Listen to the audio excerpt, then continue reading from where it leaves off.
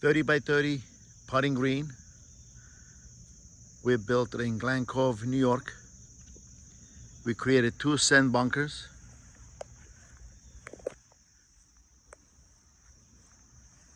Sand bunkers on this side is just for look.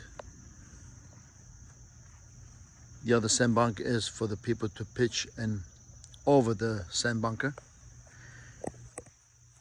We created a free-form kidney-shaped putting green in the center with 3 holes.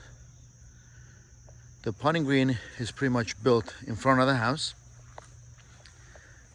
This is an area that people don't use and decided to create the putting green.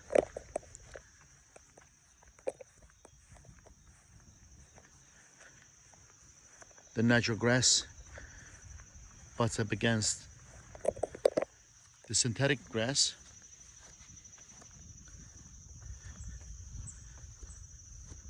Client's very happy, and they make a lot of use of this small putting green.